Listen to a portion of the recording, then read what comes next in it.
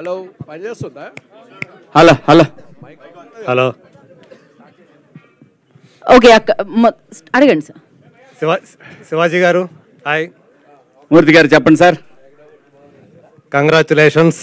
Thank you. So చాలా కాలం తర్వాత మీరు అన్నట్టు 11 సంవత్సరాల తర్వాత ఇలా మా ముందుకి వచ్చినందుకు, సో మీరు చేసినటువంటి ఆ క్యారెక్టర్ చూస్తే అంటే మేము కూడా 90sలో కాలేజీ లైఫ్ అనుభవించిన వాళ్ళం కాబట్టి సో చాలా కనెక్టివిటీ ఉంటుందని చెప్పేసి మేము కూడా ఫీల్ అవుతున్నాము. సో మీకు ఎంతవరకు ఇది ఆ సబ్జెక్టు కనెక్ట్ అయింది, అంటే మీ రీఎంట్రీకి ఇది ఎంచుకోవడానికి రీజన్ ఏంటి? సినిమా కాకుండా అదే రీఎంట్రీకి ఇది ఎంచుకోవటం నేను ఎప్పుడు కూడా ఏది ప్లాన్డ్గా అనుకుంటే అవ్వలేదు నాకు. సరే ఏ ఆపర్చునిటీ వస్తే దాంట్లో బెస్ట్ ఏముందో చూసుకొని చేద్దామని ప్రిపేర్ అయి ఉన్నాను. బట్ ఏంటంటే ప్రెస్ మీట్ పెట్టి నేను చేస్తాను, నాకు సినిమాలు ఇవ్వండి అని అడగటం నాకు ఇష్టం లేదు. తప్పని కాదు, ఎందుకు 96 ఫిలిమ్స్ చేశాను, మళ్ళీ ప్రెస్ మీట్ పెట్టి చెప్పి అడగాలి అంటే ఇవాళ సోషల్ మీడియాలో ఆ థంబ్నెయిల్స్ చూస్తే థంబ్నెయిల్స్ ఒక్కటి చాలు సూసైడ్ చేసుకోవడానికి. సో ఆ పరిస్థితిలో ఎందుకులే, ఏదైనా ఆపర్చునిటీ రాకపోద్దా లేదా మనమే తీద్దామా అనే ప్రాసెస్లో జరిగినటువంటి ఒక అంశం ఇది. దాని నుంచి బాపినీటి గారితో నేను చేస్తాను సార్, నాకు ఉంటే చెప్పండి మీరు అని అన్నాను. నేనంటే యాక్చువల్గా ఆ సినిమాని మీరు తీసుకుంటారా, మీరు తీస్తారా అని అడగటానికి వెళ్ళాను నేను ఆయన్ని. ఎందుకంటే విన్ యాప్ అప్పుడే వస్తూ ఉందని చెప్పారు నాకు. సో ఆ సందర్భంలో ఒక 1.5 month తర్వాత ఆయన చెప్పారు, నితిన్ గారు కాల్ చేశారు. కాల్ చేస్తే కథ వింటానండి అని అన్నాను. వెబ్ సిరీస్ సార్ ఇది అన్నారు. నో ప్రాబ్లం, ఏదైతే మనకేంటి అని వెళ్ళి విన్నాను. విన్న తర్వాత నాకు అనిపించింది ఓకే, ఇప్పుడు నేను చేస్తే ఏం చేయాలి, ఏం సినిమా చేయాలి, హీరోగా ఏం సినిమా చేయాలి, హీరోగా మరి వాళ్ళు ఇస్తారా లేదా మనకు తెలియదు. సో మంచి క్యారెక్టర్ కావాలి అని అనుకునే పరిస్థితుల్లో చంద్రశేఖర్ అనే ఒక క్యారెక్టర్, ఒక మ్యాథ్స్ టీచర్, ఇందులో హీరో అంటారా ఏమంటారా అనేది మీరు సిరీస్ చూసిన తర్వాత మీరు చెప్పాలి. అది నేనైతే చంద్రశేఖర్ ఫ్యామిలీ మిడిల్ క్లాస్ అనేది ఆ క్యారెక్టర్లో ఉంది, కానీ మిడిల్ క్లాసే హీరో ఈ సినిమాకి, ఈ సిరీస్కి. ఒక మిడిల్ క్లాస్ లైఫ్ అనేది ఒక హీరో. దాంట్లో వచ్చిన పాత్రలు ఇవన్నీ, ఆ పాత్రకు సంబంధించినటువంటి ప్రతి ఒక్కటి కూడా, అంటే మా ఫాదర్ టీచర్ కాదు కానీ కష్టాలు అందరి అవే, డబ్బులకి కానీ రకరకాలు ఉన్న దాంట్లోనే సర్దుకొని నలుగురిలో బయటపడకుండా ఎలా ఫ్యామిలీని నడపాలి అని తపన పడే మా నాన్న లాంటి వ్యక్తులు ఈ సమాజంలో 95% ఉన్నారు. అలాంటి ఆ మిడిల్ క్లాస్ సంబంధించినటువంటి ఆ కథ నాకు కనెక్ట్ అయింది. ఈ జనరేషన్కి వస్తే ఈ కథలో ఉన్నటువంటి రోహన్ పాత్ర నా చిన్న కొడుకు కనెక్ట్ అయింది. సో ఇలాగా రకరకాల పాత్రలన్నీ కూడా నా చుట్టూ ఉండే పాత్రలు. కానీ ఇంకొకటి హానెస్టీ, దాంట్లో క్యారెక్టర్లో ఉన్న హానెస్టీ.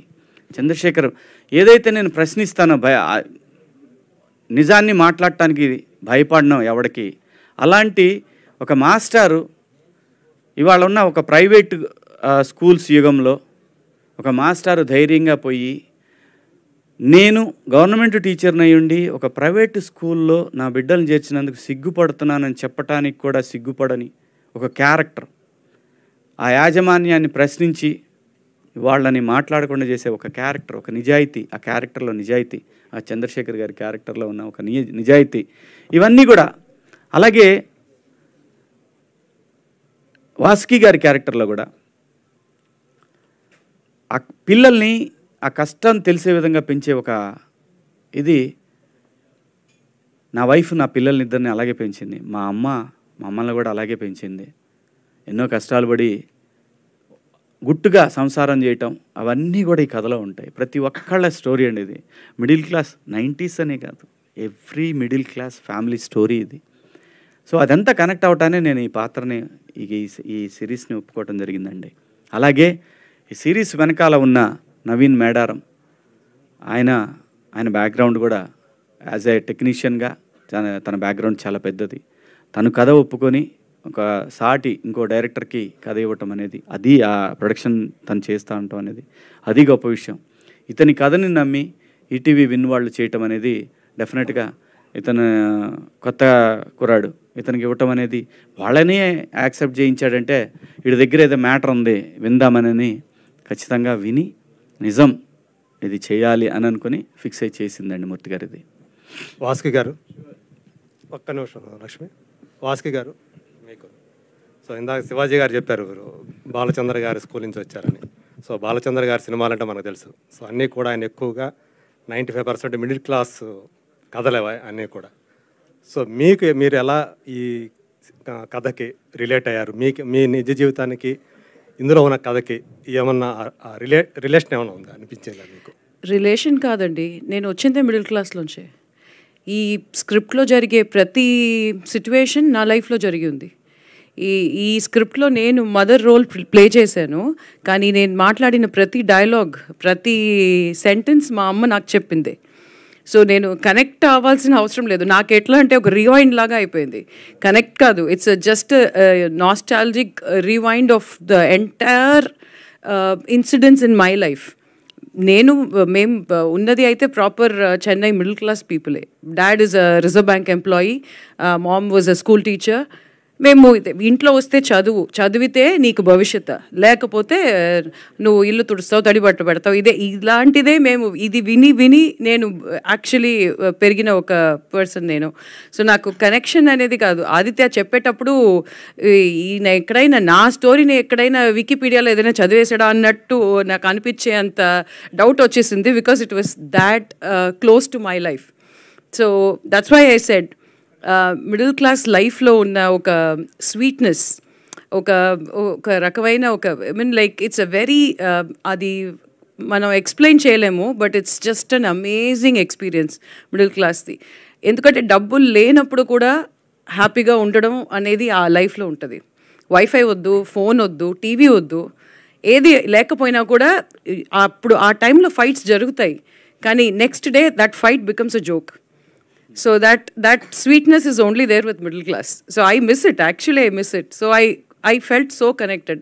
అది ఒక మెయిన్ రీజన్ నేను ఇది చేయడానికి, నాకు నచ్చి నేను చేసిన ఒక స్క్రిప్ట్ ఇది. So and Aditya's detailing is amazing. Shivaji గారు, అంటే గతంలో మీరు కొద్దిగా పొలిటికల్గా కానీ అన్ని రకాలు బాగానే ఉండేవాళ్ళు, చేసేవారు, అంటే మీ వాయిస్ కూడా బాగా వినిపించేవారు. అలాంటిది ఎందుకు సైలెంట్ అయిపోయారు? అంటే మీకు ఒక ఫ్యాన్ బేస్, అంటే మీరు మాట్లాడేది కూడా సొసైటీ పరంగా మాట్లాడేవారు, ఆ విషయాలపైన కూడా చాలామంది అభిమానులు కానీ ఉండేవారు కదా. అలాంటి శివాజీ ఇప్పుడు పాలిటిక్స్ నుంచి ఎందుకు డైవర్ట్ అయిపోతున్నాడు ఏంటి? అదే నేను చెప్తున్నాను. ఇక్కడ ఏమైపోద్దంటే ఎవరు కూడా నేను పాలిటిక్స్లో ఉన్నానా, ప్రజల గురించి మాట్లాడుతున్నానా, పాలిటిక్స్లో ఉంటే చుట్టూ ఉన్న పార్టీల్లో ఏదో ఒక పార్టీలని తిడుతూ, రాజకీయ అవతల పార్టీని తిడుతూ ఉండాలి. నేను ప్రజల గురించి, ప్రజల సమస్యల గురించే మాట్లాడాను మొదటి నుంచి. ఎస్, నేను బీజేపీలో జాయిన్ అయినమాట వాస్తవం. ఆ తర్వాత వాళ్ళ ప్రామిస్ని ఎప్పుడైతే పక్క పెట్టేశారో ఆ తర్వాత బయటకు వచ్చి నేనే రాజకీయ పార్టీలో లేను. ప్రజల సమస్యల గురించి, ప్రజల అవసరాలు, ముఖ్యంగా యూత్కి సంబంధించి నేను ప్రత్యేక హోదా అనే అంశాన్ని నేను తీసుకున్నాను. దానికి లీడర్షిప్ చాలా అవసరం. లీడర్స్ కరెక్ట్గా ఉంటే, నిజంగా సింపుల్గా చెప్పాలంటే ఈ రోజున మనకి రావాల్సినటువంటి ఏదైతే ఇన్ఫ్రాస్ట్రక్చర్ ఉందో అది మొత్తం, ఆ సొమ్మంతా ఈ తరానికి చెందాల్సినటువంటి ఇన్ఫ్రాస్ట్రక్చర్ ఏదైతే ఉందో అది ఎనీథింగ్. ఇన్ఫ్రాస్ట్రక్చర్ అంటే వాటర్ కావచ్చు, అంటే క్లీన్ వాటర్ కావచ్చు, హెల్త్ కేర్ కావచ్చు, లేదు రోడ్స్ కావచ్చు, మనకు రావాల్సిన క్లీన్ పవర్ కావచ్చు, ఎవ్రీథింగ్ ప్రజలకు సంబంధించిన ఏదైతే ఇన్ఫ్రాస్ట్రక్చర్ ఆస్తి మొత్తం కూడా రాజకీయ నాయకుల జేబుల్లోకి వెళ్తూ ఉంది. ప్రజల్లో ప్రశ్నించే తత్వం కోల్పోయింది. క్యాస్ట్ ఫీలింగ్స్, అవసరమైతే రాముడు, దేవుడు, లేదంటే అల్లా, లేదంటే జీసస్, ఇలాంటి వాటికి రకరకాలుగా ప్రజల్ని రెచ్చగొట్టే ధోరణిలో తయారైన తర్వాత ఎంతకాలం పోరాడగలడండి ఒక మనిషి? వాడికి ఒక ఫ్యామిలీ ఉంటుంది. 10 సంవత్సరాల పాటు ప్రయత్నం చేశాను. అలానే ఇప్పుడు వదిలేశాను కాదు, నెవర్. ప్రజల గొంతుకగా మాత్రం ఎప్పుడు ఉంటాడు శివాజీ. కానీ నా ప్రొఫెషన్ మాత్రం నన్ను నటుడిగా నిలబెట్టి నా గొంతుక 10 మందికి తెలియటానికి కారణమైన సినిమా మాత్రం ఇక నుంచి చేయాలని ఫిక్స్ అయ్యాను. సో ఆ సందర్భంలోనే బిగ్ బాస్ వస్తే ఒప్పుకున్నాను, ఈ వెబ్ సిరీస్ చేశాను, ఇంకో సినిమా కూడా ఒప్పుకున్నాను. వాళ్ళు డబ్బులు వేసినా చూద్దాంలేని ఆగా. అంటే శివాజీ ఇప్పుడు పొలిటికల్ గా చూసుకుంటే అయ్యో పవన్ కళ్యాణ్ గారు కూడా బాగానే చేస్తున్నారు కదా, అలాంటి ఆయనకి ఇప్పుడు అంటే మీరు కూడా కలిసి అట్లా చేయొచ్చు కదా, ఇప్పుడు ఎందుకు ఒంటరి అవుతున్నారని అనుకుంటున్నారు? సి పొలిటికల్ క్వశ్చన్స్ వద్దు, ఇదే లాస్ట్ నేను చెప్తాను. నేను ఒకే ఆన్సర్లో అందరికీ చెప్తాను. సి మెగాస్టార్ గారి ఫ్యామిలీకి ఆంధ్రప్రదేశ్ కానీ తెలంగాణలో కానీ వాళ్ళకున్న ఫ్యాన్ బేసు ఎవరికీ లేదు, అది నిజం. అసలు వాళ్ళకి సీఎం అవ్వాలంటే పెద్ద కష్టమైన పని కూడా కాదు. మళ్ళీ చెప్తున్నా, నేను ఏదైనా చెప్పాలనుకున్నది క్లియర్గా స్ట్రైట్ ఫార్వర్డ్గా చెప్తా. కొంతమందికి నచ్చవచ్చు, నచ్చకపోవచ్చు. ఎక్కడో లోపం జరుగుతుంది, అది సరిదిద్దుకుంటే ఇంకే ఇష్యూ లేదు. వాళ్ళ ఫ్యామిలీ నుంచి సీఎం అవటం పెద్ద కష్టమైన పని ఏం కాదు. పాలిటిక్స్ క్వశ్చన్స్ దయచేసి ఇక్కడ వద్దు, ఓన్లీ నేను సపరేట్గా పెడతా, అప్పుడు వేసుకోండి గట్టిగా. Aditya, director Aditya. Last question ఇదే, దీంతో మనం ఎండ్ చేద్దాం. Hi bro, all the best. బాగుంది ట్రైలర్. నా క్వశ్చన్ ఏంటంటే #90s అని పేరు పెట్టారు కదా, క్యాలెండర్ చూస్తే 2017 ఉంది. 2007లో జరిగే స్టోరీనా? 2007లో జరుగుతుందండి. బేసిక్గా 90s అంటే 90sలో పుట్టిన కిడ్స్ అని చెప్పేసి అంతే. అండ్ మీ పేరు వెనకాలైనా హాసన్కి ఏదైనా పేరు ఉందా? నార్మల్గా just normal. Kamal Haasan fan. అవును episodes will be there. 6 episodes ఉంటాయి. 6 ఎపిసోడ్స్ ఉంటాయి. Okay, so thank you so much. ETV వాళ్ళని అంటే #, అనేది మీ ప్రతి టైటిల్లోనే ఎక్కువగా కనిపిస్తుంది. #కృష్ణారామ అని ఉంది, #90s అని ఉంది. ఎనీ సంథింగ్ కాన్సెప్ట్ ఓరియంటెడ్గా వెళ్తున్నారా ఎట్లా? సార్ సింపుల్ సార్, ఇప్పుడు ట్రెండింగ్ ఈ జనరేషన్ ఎగ్జాక్ట్లీ జనరేషన్లో ఏ ట్రెండింగ్ టాపిక్స్ చూసినా ఫస్ట్ #, అని కొడుతూ ఉన్నారు కదా. సో అలా రిసెంబ్లింగ్ ఉంటుందనే. బట్ 90s అనేది సంబంధం ఏం లేదు సార్.